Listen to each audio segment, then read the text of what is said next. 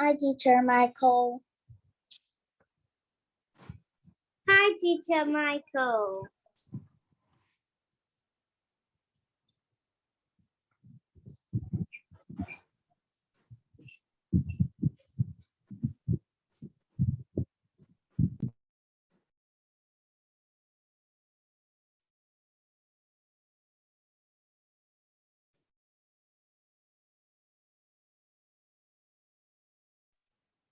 Hello, everybody. Sorry, I just realized my microphone was on mute. Hi, Teacher Michael. Hello, Bon.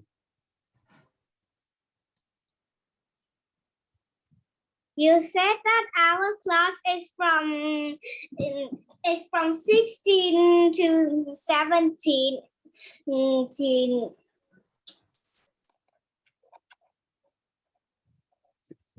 4 to 5, 7 to 8. Yes. So how many students are we expecting in this class? I believe it's 10.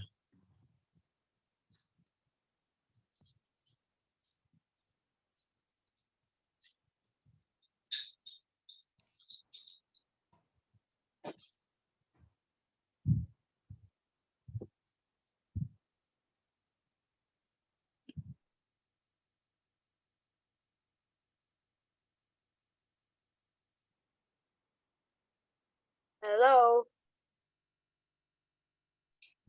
Hello. Hi, Teacher Michael. Hello. So are we waiting on any more students, or should we begin?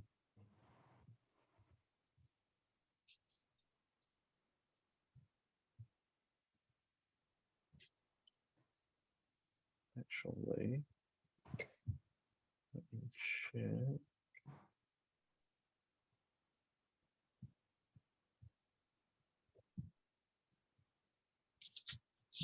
Oh, perfect.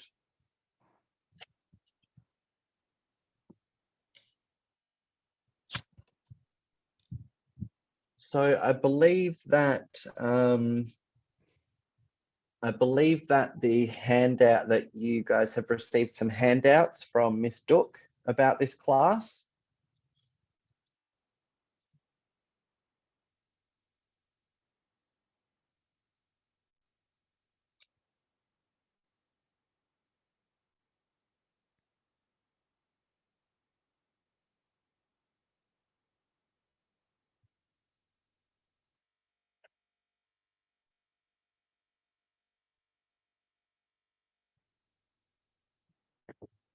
There we go. We're getting a couple more now.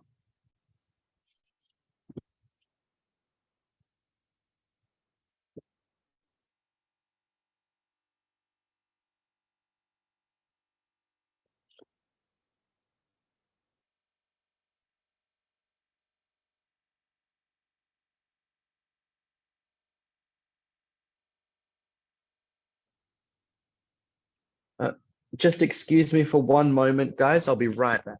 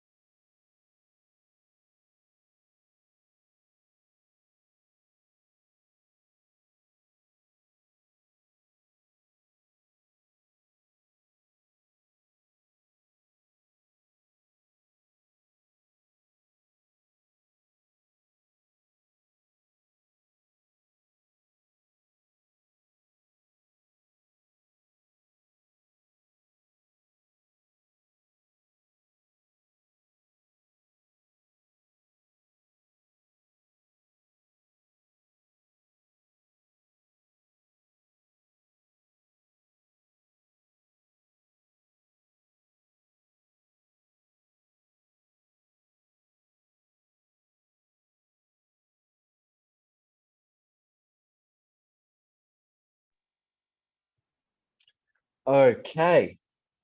Are we ready to begin now? Yep. Terrific. Beautiful. So, hello, everybody. My name's Michael. I'll be your teacher for this debating course. Everyone knows your name is Michael. I know, but it's Yeah. nice to introduce myself to the class for the first time. This is our first class, our first proper class together. So, you are here to learn how to debate with me. And Yes, I am just going to get my documents here.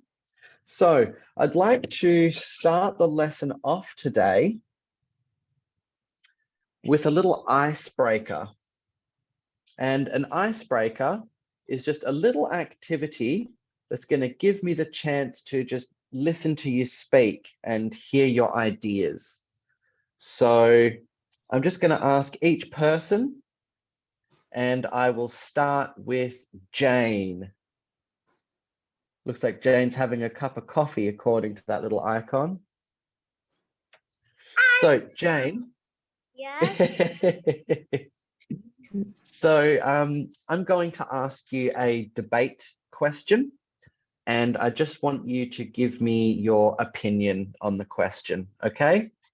Okay. So my question for you, should school uniforms be mandatory? What?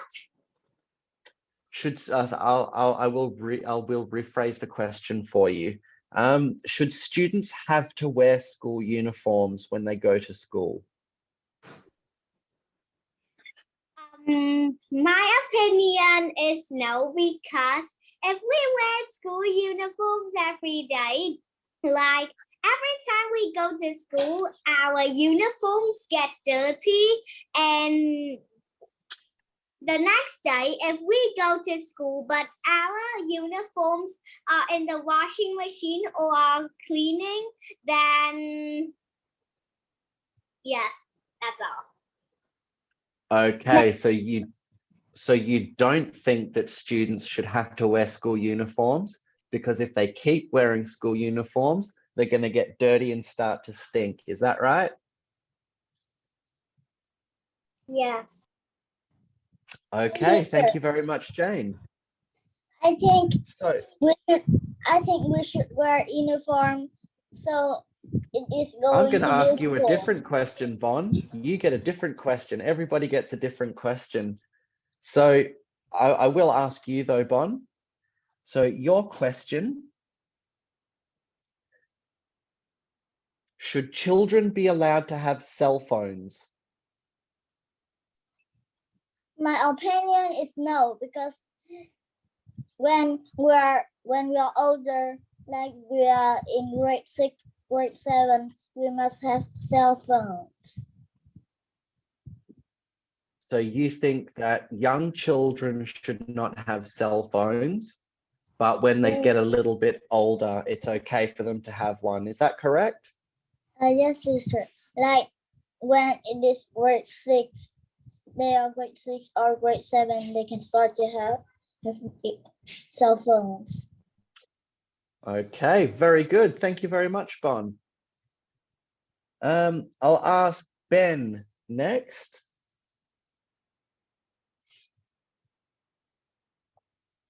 So my debate question for you is it better to have one long summer break or shorter, more frequent breaks? I think it's shorter. So you think shorter breaks, but more breaks? Shorter breaks.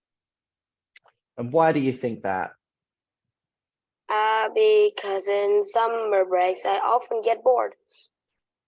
Ah, you like school too much and you start to miss it. Yes.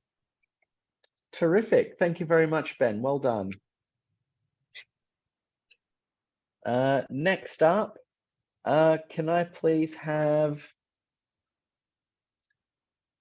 An Kwan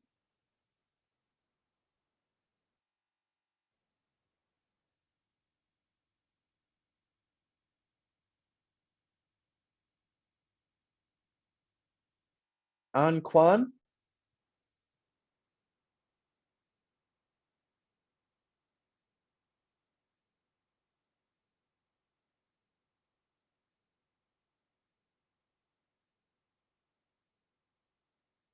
I'll come back to you. Anna, I'll ask you next, please. Yeah. Okay. Anna, your question is it better to have a birthday party or to receive a special gift for your birthday? Is the birthday party because the special gift is maybe is so expensive. And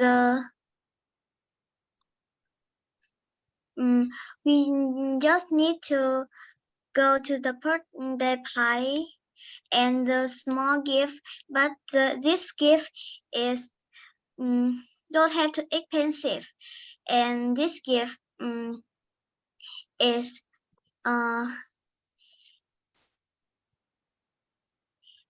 they have a love. So you think it would be better to have a birthday party instead of a special gift? Yes. And is that because you get to spend time with, and is that because you get to spend time with your friends and family? Yeah. Terrific. Thank you very much, Anna. Well done. Next up, I will ask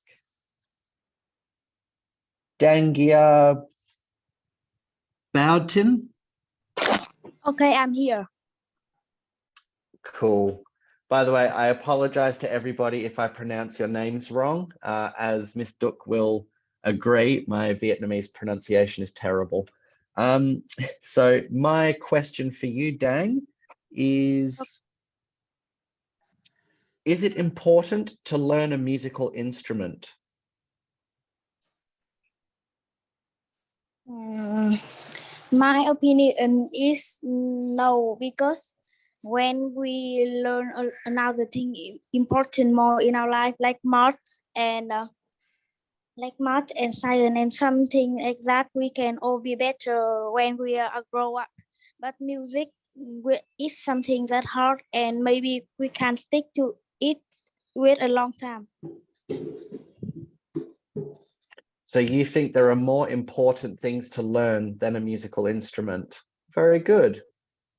Thank you very much. Okay, next up, I will ask An Kwan. Yes, teacher. Hello. So my question for you is reading better than watching television? What?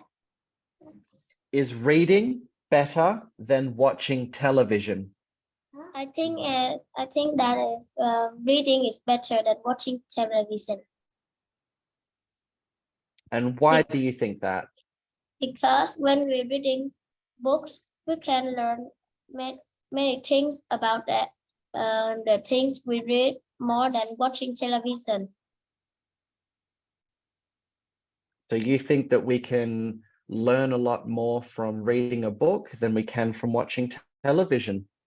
Yes. Very good. Thank you very much. Yeah. And I think the only person left to ask is Darari. Hello. Hello. So my question for you, is it important to have a bedtime? Sorry, I can't hear. Is it important to have a bedtime? I think it's really important. And It's quite a why do you hard think that? question.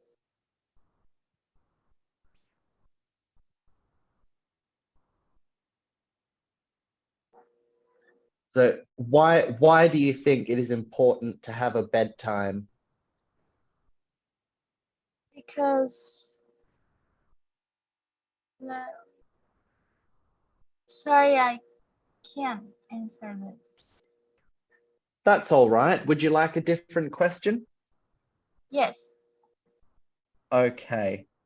So my question for you, where is it here?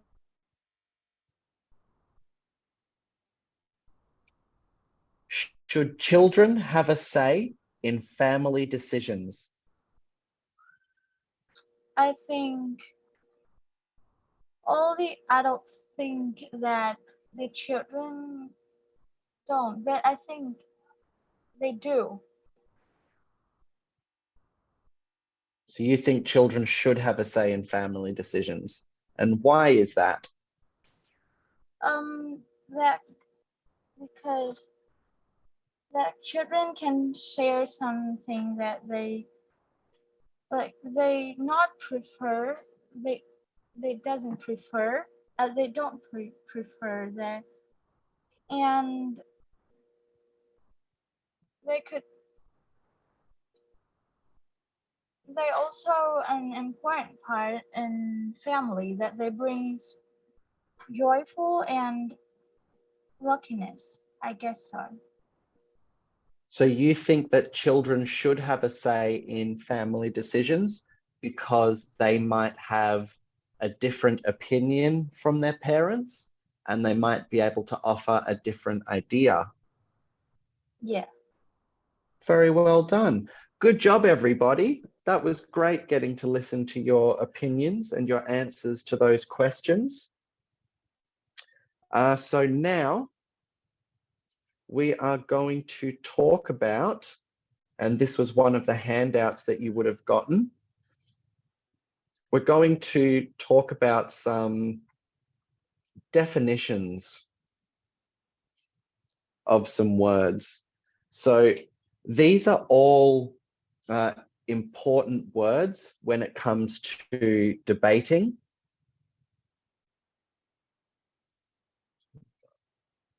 So yeah, these are all very important words when it comes to debating. And so it will make these lessons a lot easier. And it will also make actually debating, when we get ready to do that, it will make that a lot easier too, if we learn these definitions. So like I say, you should already have this handout in the Zalo group. But we're going to cover it now as well, and then you can study it in some free time as well. So our first word, I'm going to write it in the chat, is debate. And debate is a structured discussion where opposing viewpoints are presented and arguments are made. So a structured discussion simply means that there is an order that the debate needs to go in, and it's important that we stick to that order. Opposing viewpoints just means that both sides of the argument will be talked about. So one team will agree, one team will disagree, and they present arguments to one another to try and win the debate and convince the audience who is right. The second word is theme.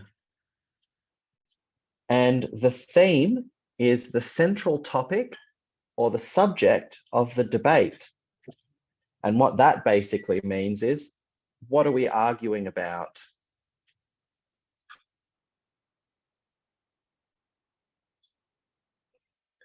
Our third word, what are you giving me the face for? Okay, our third word is interlocutor. That's quite, this is quite a strange word that is rather specific to debating, I believe. I've never heard it used anywhere else. And interlocutor is the person who moderates the debate and ensures a fair and respectful decision is made. Ah, I can't find out who sent that react face. So basically, a judge will decide, a judge or a panel of judges, usually between 1 and 3. The judges will decide who wins the debates, and the interlocutor is the person who makes sure that the judges follow the rules of deciding who wins the debate. So the interlocutor will make sure that the judge doesn't pick the winner because his child was on the team or anything that's dishonest. The interlocutor keeps the judge honest. Our fourth word is motion. And the motion is the statement or topic that is being debated. Now, the motion is actually different from the theme, and we're going to discuss those differences in a future lesson. I think it'll be sometime next week that we discuss that. But for now, that definition is a very good one.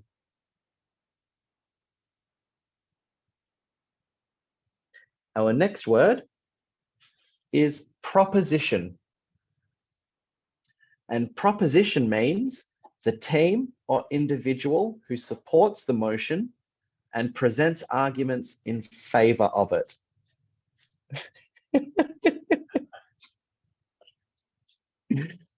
Why are you using that react face for every word? I get the hearts and the thumbs up, but what's with the face? So proposition is basically a fancy way of saying the affirmative team or the team that agrees with the topic that is being debated.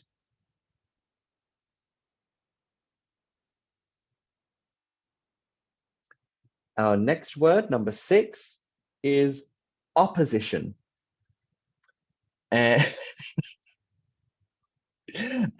opposition is the team or individual who opposes the motion and presents arguments against it.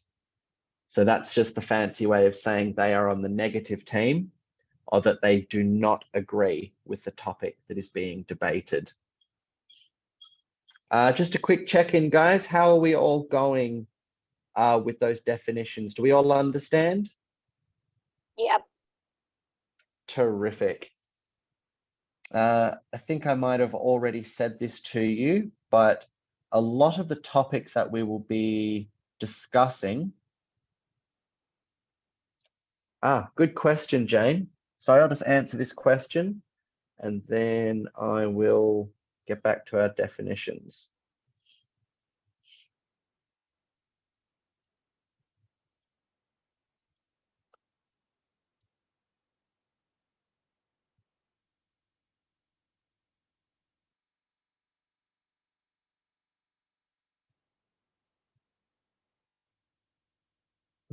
Actually.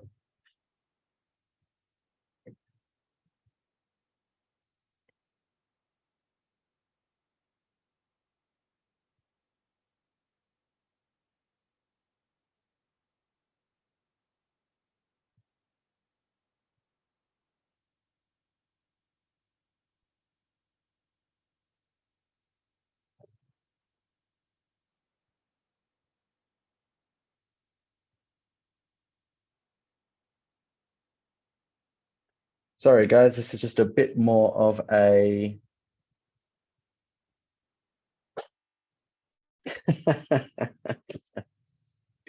debate means more than just D plus bait. Debate means D plus bite, or we can say that D plus bite plus T. So what are we taking the bait from if we are debating something? What are we taking the bait from is my question, if that's what debate means. Biting, if you remove the E and you say batting, it means that batting the baseball.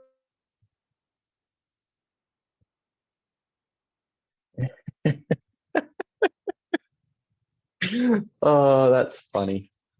Okay, I've almost finished with this answer.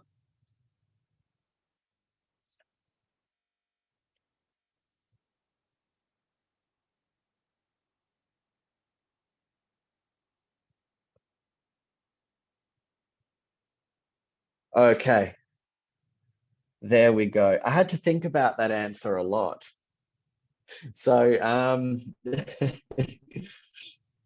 Jane asked, why does debate mean so much? And why do I get the feeling that Jane is going to be my trouble student? So Jane asked, why does debate mean so much? And I answered that question by saying, in real life, debating can be used in many different parts of your life. For example, it can help you to have respectful disagreements with people rather than just arguing and getting angry with each other. There are also many important skills that a debater requires to make good arguments. Those skills will help you to succeed in your life and to achieve your goals. Well, it's funny that you ask that. I'm going to answer this one more question and then we are going to move on. So why is it so complicated? You will find that as you grow up, almost every single topic can become incredibly complicated. The more you look into it, the more you learn about it, you will come to learn that just about every topic in the world can be very complicated. Debating is not special in that respect. Yeah, that's right. Okay, so back onto our definitions, guys. Our next definition .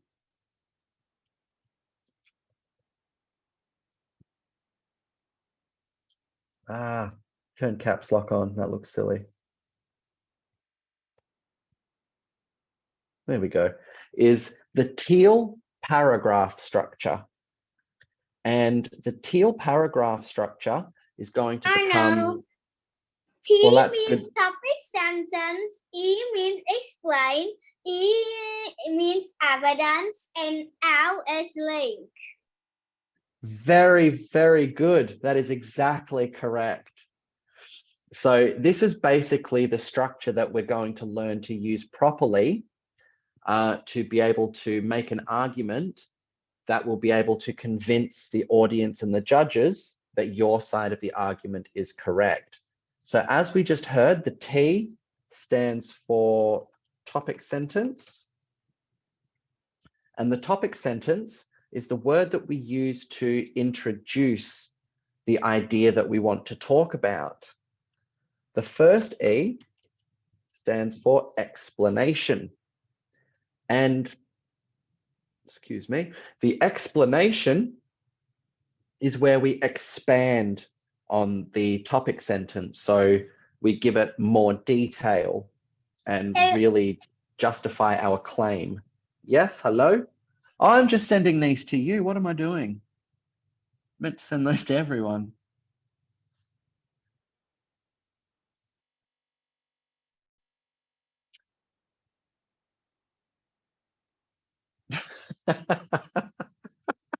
What would the S in steel paragraph structure stand for?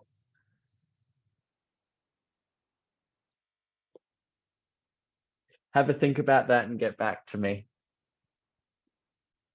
So our next E, our second E, is the evidence. And the evidence. Focus, guys. Come on. We've got a lot of stuff to get through. So our second E stands for evidence, and that is where we back up our claims by giving. We might quote somebody. We might list a statistic. We might reference a news article from a newspaper. Just about any information to back up the claim that we're making. That is what we use and call evidence. And finally, The L stands for linking sentence. Why am I direct messaging Jane? I want to talk to everybody.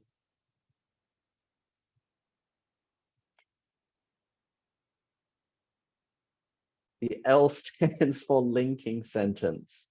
And linking sentence is where we tie the entire paragraph together and we really summarize our argument into one sentence that just justifies everything. Okay, we're halfway there, guys. We're doing great. We're doing great. Our next word is ethos. Behave, Ben. Our next word is ethos. And ethos is an appeal to ethics or credibility to persuade the audience. So ethos is, I suppose, the technical term for providing evidence. It means to appeal to somebody's ethics, so what they believe is right, or their credibility, which is what people or who people will listen to or believe. So basically, we're trying to borrow people's credibility by quoting them to increase the chances that the audience will believe us when we make an argument. Our next word is pathos. And pathos is an appeal to emotions to persuade the audience. So if you are talking about something that just makes you the happiest person in the world, a very good tactic that you can use is to try and make your audience feel as happy as you feel about what you're saying. And so by doing that, by making them feel as happy as you feel, you are using pathos. So it's basically making people feel how you feel. No, not painthos, pathos. So yes, that is pathos. Our next word is logos. And I'm waiting to see what Jane writes for this one, to be honest. And logos is an appeal to logic and reasoning to persuade the audience. So to appeal to, I've got to say this. Legos. No, Jane, we are not playing with Legos. We're talking about logos. It's different. So logos, when we make an appeal to somebody's logic, what we are trying to do is present our information in a way that they can't help but agree with. So if we make a really good logical point, so we present everything in the right order. So we make point A, point B, point C, point D. And then the audience that's listening goes, okay, yep, I agree with point A. Yeah, and I see how that also makes sense with point B. And then, yeah, point C makes sense. And you see how the more you go down that chain of logic, the more likely you are to have the audience and the judges agree with you. Okay, a few more to go, guys. We're nearly there.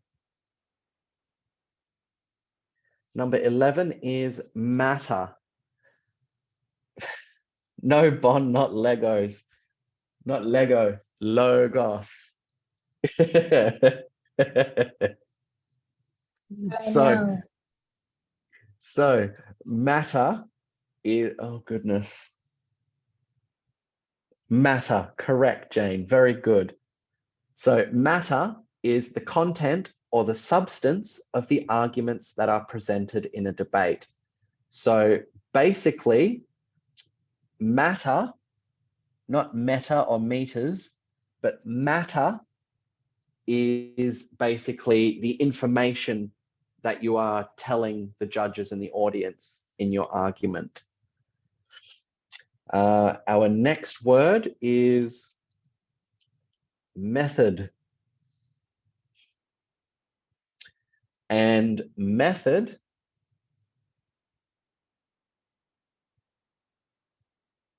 oh, good heavens. Sorry, I just saw that other comment there.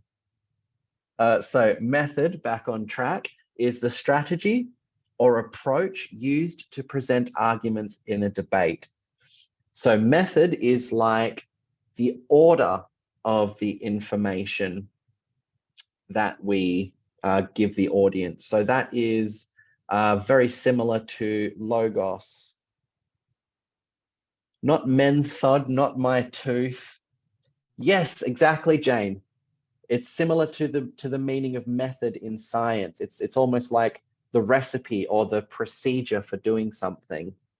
Very good, Jane. Very good. So yes, method is the strategy you use and the order that you present your information in.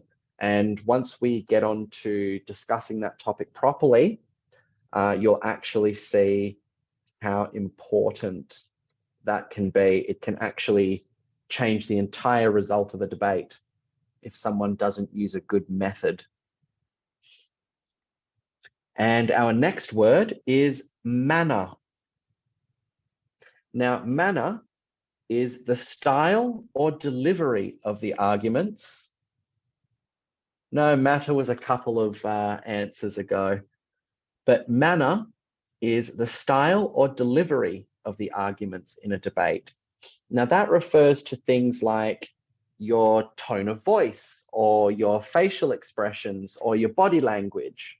So for example, if I'm talking about a topic that would make a lot of people angry or it would make a lot of people sad, I'm not going to be presenting this information with a big smile on my face and really excited and jumping around to tell you that information. I'm not going to. Similar. Yes, Jane, very good. Similar to using manners when you go out in public. But yeah, so manner is just your overall body language, facial expressions, and how you use your voice. We'll be learning that as well later on in this course. All right, a couple more to go, guys. We're almost home. Number 14 is team line. Try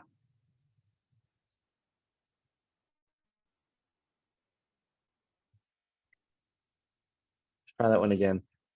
There we go. So team line, team lining. No, I don't even know what a team lining is, Jane. Not lime tea either, Ben, no.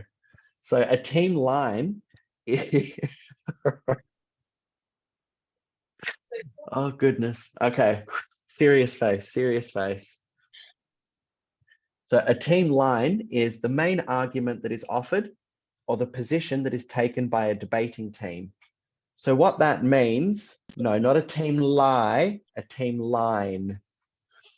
So the team line basically means that everyone on the team is arguing the same thing and that everybody's arguments want to support the rest of the arguments made by the team. So no one on a debating team is just kind of going out there and doing their own thing. Everybody's arguments need to support the team's arguments. Yes, there are two teams against each other, but the team line refers to only one team. That team wants to make sure that all of their arguments help each other out. And then the other team will also want to make sure that their arguments help their team out. And our last definition, we've done it, guys. No, oh, the two debating teams are arguing with each other. So the two teams are arguing with each other, but this team wants to get along with itself and this team wants to get along with itself. It's not good if there's argument amongst a debating team. Yes, very good, a debate match. Similar to a soccer match, only there's no soccer ball involved and they sit at a table. Now, the last definition is the team split. And the team split is the distribution of arguments and the responsibilities amongst team members. And no, it's not the same as a banana split or a spirit. No. So a team split is simply, so let's say that a debating team has done its research and come up with its arguments, and it knows, and it's come up with 6 arguments, let's say. One debating team has 6 arguments. Now that debating team has 3 members on that team. So the team split would be which team member is going to make which argument. And this will actually be a very important strategy for later on in the course when we start practicing for debates. No, we're not going to split a team, mate. We're not going to cut anybody in half, and the team is not splitting in 2. I like your imagination though, guys. That's quite good. So the team split, for example, would be, let's say this team has 6 arguments to make. Yes, I am serious. I like your imagination. It's making me laugh. So one team, 3 members, 6 arguments.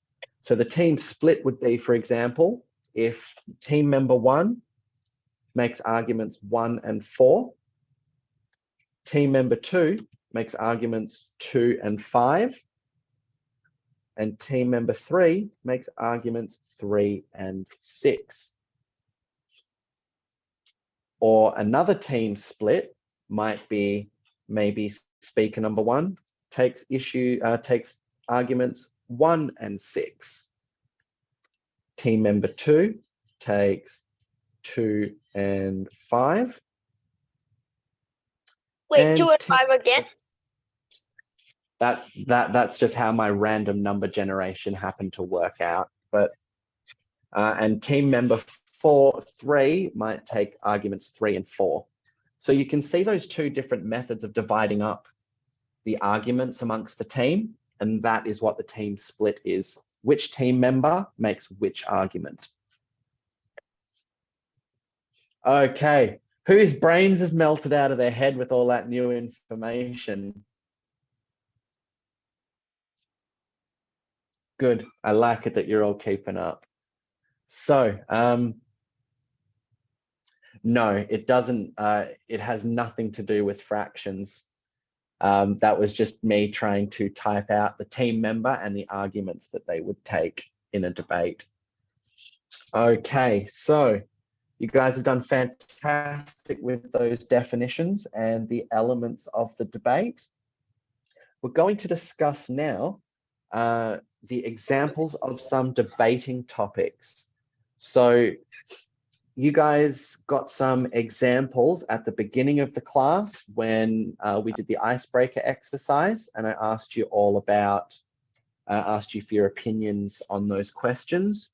So who here would like to give me an example of a debating question? So who here would like to try and think of a debate question? Ben?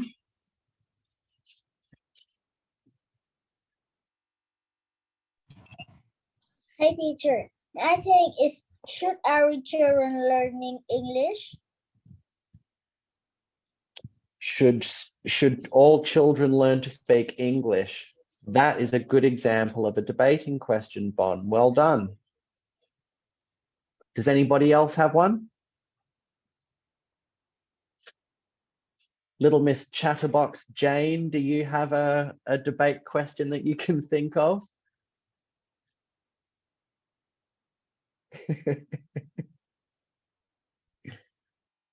Ben, do you have one that you can think of? I'm typing. Ah, all right. Ben's typing his debate question into the chat box.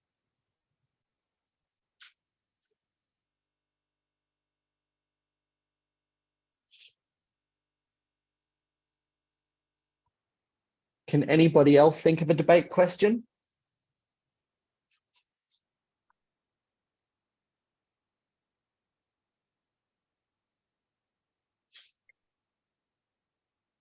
So we've had a good one from Bon. We're getting one from Ben coming in soon. Does every student have to learn to speak English? That's the same one that Bon gave.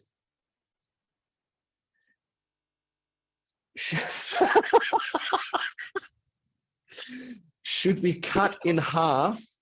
What was Jane's question? Should we cut in half while answering this debate class? No, because I've heard that's quite painful, Jane. We shouldn't cut in half. It's quite painful.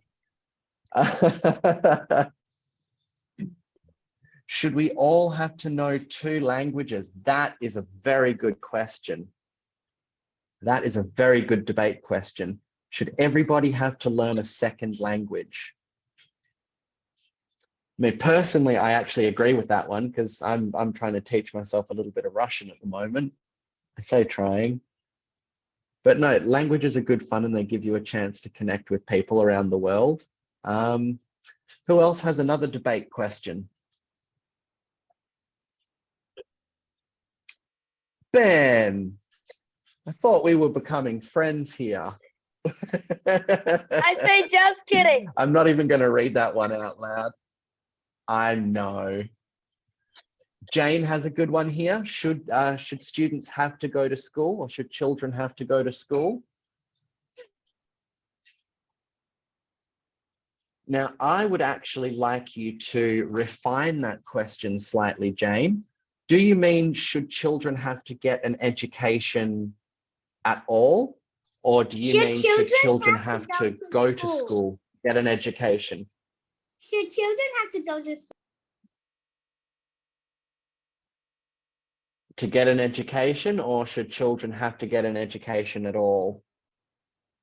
I need you to be a bit more specific here because that question can be interpreted in a few different ways.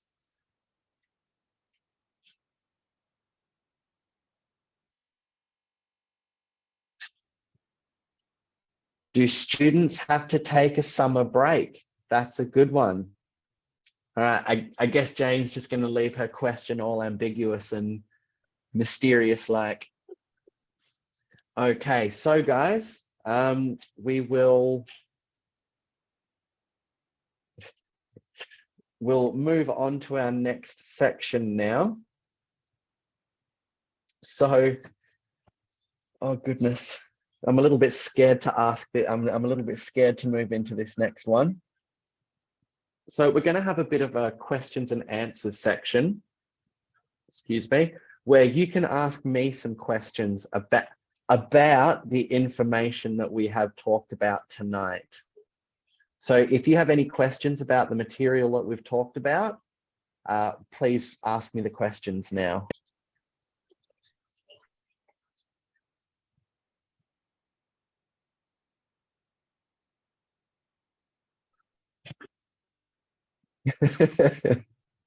You're making me nervous with the smiles on your faces. Makes me wonder what you're going to ask. I am typing. Oh, goodness. Be kind, Ben. Yeah,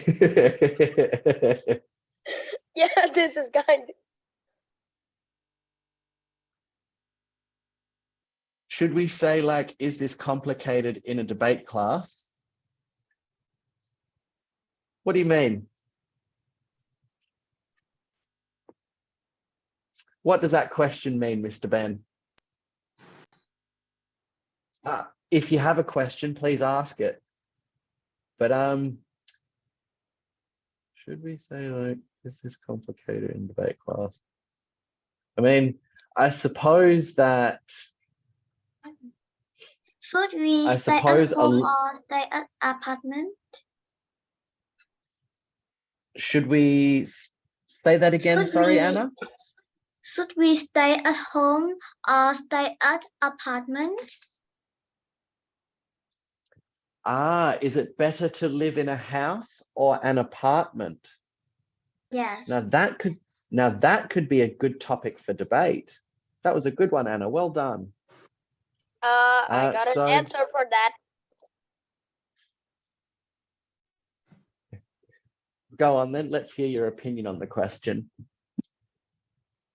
Ooh, so I need to chat in the chat box.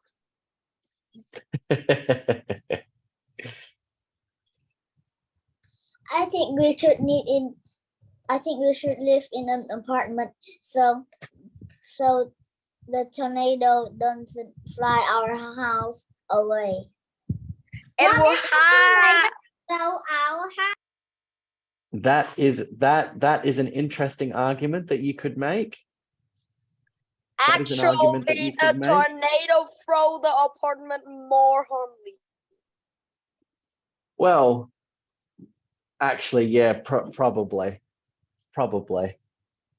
However, It was kind of I have a question. okay, Jane, let's hear your question.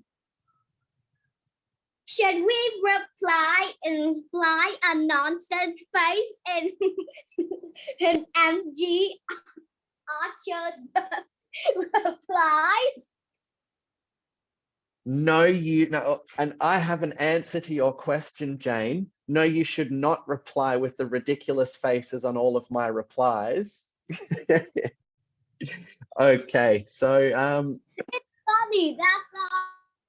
I know it's funny. I'm trying to be funny as well. So one point that I would like to make about debating is that when you participate in a debate, you will not always be on the team that you actually agree with. So you might actually find yourself arguing against a point that you actually believe. So the reason that that's important is because debating is not actually about arguing for what you believe. Debating is actually about just trying to learn as much about a particular topic as possible so that you are able to make and understand arguments for both sides of that topic. So just something to keep in mind, guys, when we do start like practicing debates and writing arguments and things, you won't always actually be agreeing with the team that you're on. But the important thing is just to come up with arguments for the team you're on anyway and explore new ways of thinking about things. All right.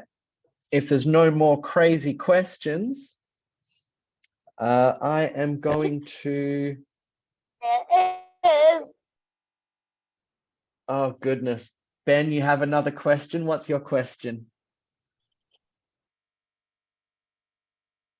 Can we move on? Yes, I'm about to give you homework. Good. Okay.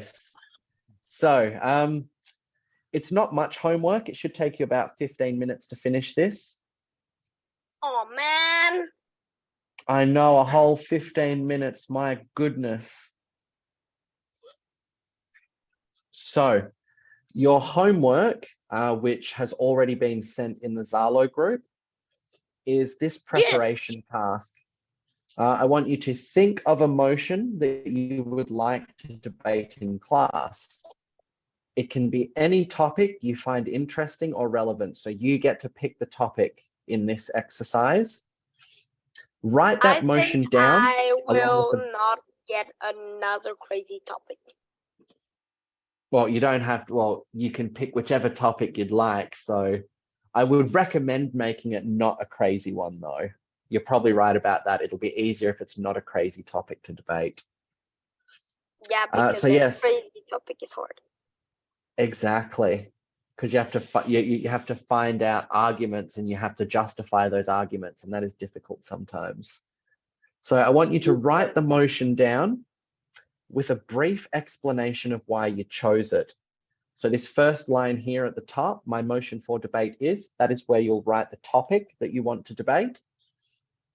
and the lines below it, why did you choose this motion for debate? It can be as simple as, I find this topic interesting and would like to debate it, or As you eating can, a banana. that wouldn't make a very interesting debate topic, I don't think. But as well, I would like you to also think about the motion that you choose and try to come up with arguments for both the proposition and the opposition sides of the debate. I want you to be prepared to present these motions and the reasoning behind them in class for the next lesson. So I believe that will be on Thursday. So we see down the bottom here, you've got 3 lines to write 3 arguments for the proposition or the side that agrees with your motion. And you've got 3 lines underneath them to write 3 arguments for the opposition or the side that does not agree with your motion. So that's your homework, guys.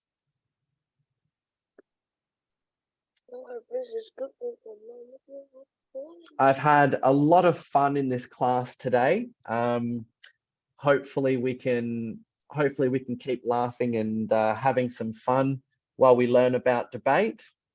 And I look forward to seeing you guys on Thursday. When you finish this homework, just have it posted into the Zalo group and I'll have a quick look through it before the class, and then also bring it to class as well. So fantastic job, guys. You've done really well. And I'll see you all on Thursday.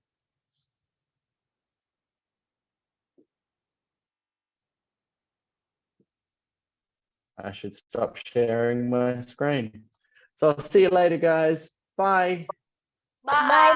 teacher. Bye. Bye. Teacher. Bye, everybody. Great work today. Bye. Bye. Bye. Bye. Bye-bye. Goodbye.